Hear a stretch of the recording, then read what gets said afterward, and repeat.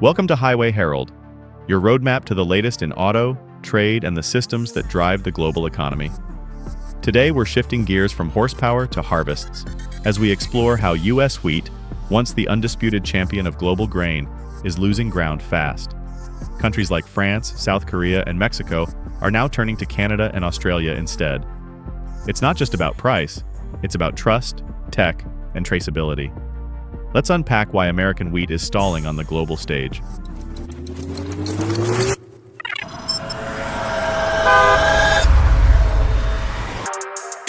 Number 5. Falling from the throne.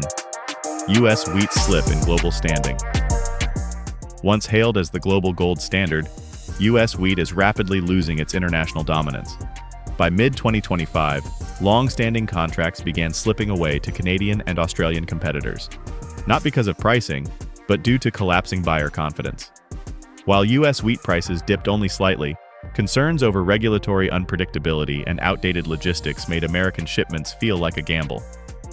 In the Philippines, San Miguel Foods canceled a 110,000-ton deal with U.S. suppliers, opting instead for Canada's Viterra and Australia's CBH. The shift was driven by risk management. Canadian and Australian exporters offered cleaner, more reliable documentation and fewer political entanglements. France mirrored the trend. For the first time in 2 decades, U.S. wheat volumes hit record lows. The reason? The EU's carbon border adjustment mechanism exposed gaps in U.S. export traceability. Canada, already ahead with QR-coded carbon and quality tracking, easily filled the gap. In today's market, reliability and regulatory alignment matter as much as protein content. And for now, U.S. wheat just can't keep up with the global compliance curve. But if chemical content is the new battleground, the U.S. is facing even tougher scrutiny ahead. Number 4. Residue reckoning: why chemicals are killing U.S. contracts. In 2025, wheat exports aren't just about gluten strength or moisture content. They're about what's left on the grain. Chemical residue, especially glyphosate, has become the new global flashpoint. South Korea shook the market by slashing its glyphosate residue limit to just 30 parts per billion, or ppb, mirroring the EU's push for cleaner food imports. For U.S. exporters, the fallout was swift and painful. USDA data showed nearly 1/3 of American wheat shipments exceeded the new limit, some testing as high as 400 ppb, triggering costly retests, customs delays, and reputational damage. Meanwhile, Canada was already ahead of the curve. Thanks to its 2023 Clean Farm Transition Program, farmers had adopted drone-guided spraying and AI-enhanced herbicide planning, allowing them to meet Korea's stricter standards with ease. The result? Canada captured 62% of South Korea's wheat imports by mid-2025. For the U.S., the loss wasn't just market share, it was $410 million in revenue and over 6,000 jobs in wheat belt states like North Dakota.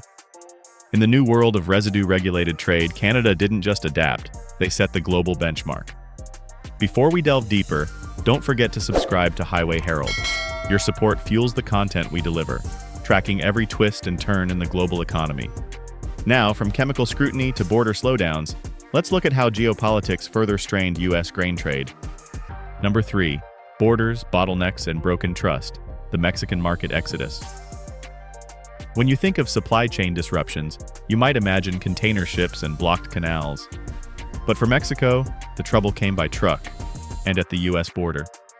Stricter inspections, long customs queues, and political tension turned once efficient wheat shipments into logistical nightmares. Delays at Laredo and Mesa stretched 12 hours or more, wrecking just-in-time delivery models for Mexican mills. Canada stepped in with a game-changing answer: a through-rail fast-lane protocol from Vancouver to Baja that bypassed U.S. ports entirely. It wasn't just clever, it was critical.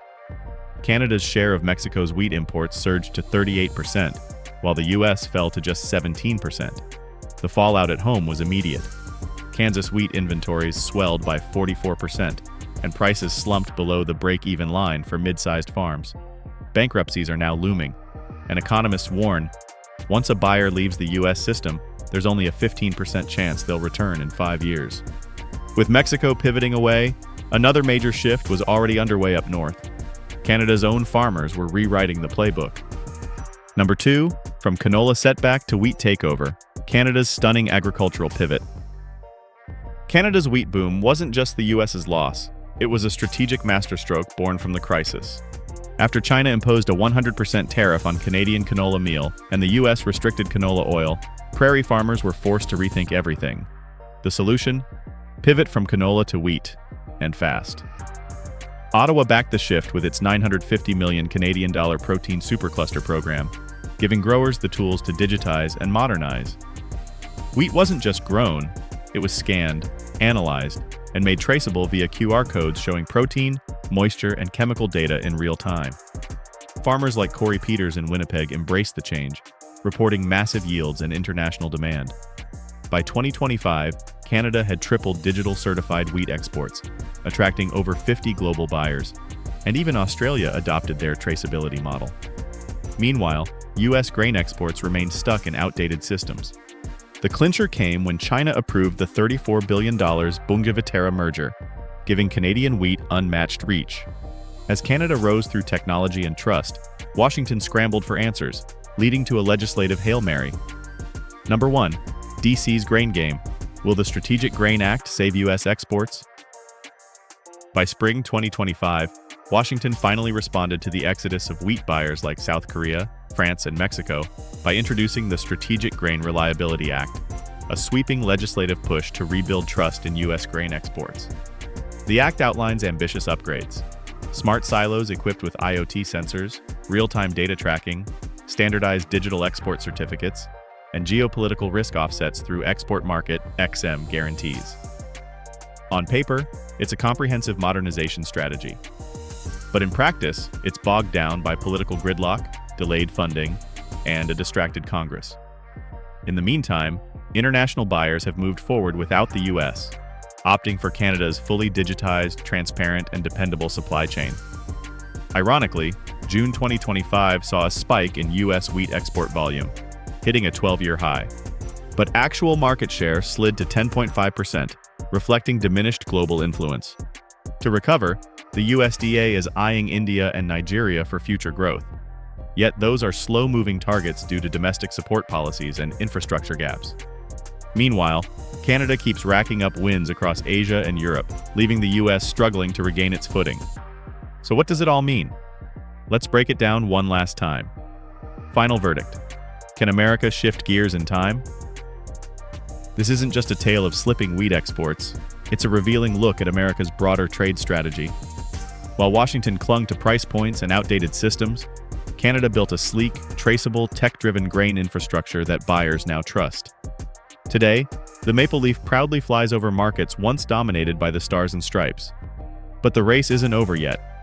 The Strategic Grain Reliability Act has the potential to rewrite the narrative, if lawmakers move swiftly and back innovation over inertia. So what's next? Can US wheat rebuild global trust? Or has the moment passed? Is Canada's dominance a long-term shift or a timely pivot? Should Washington invest in agri-tech or double down on trade tactics? Share your thoughts in the comments. We want to hear from growers, shippers, and strategists alike. If you found this insightful, give us a thumbs up and subscribe to Highway Herald for more smart takes on the systems shaping our roads, farms, and markets. Thanks for watching and see you next time. You can now check out any of the videos on the screen. There's more exciting and informative content waiting for you.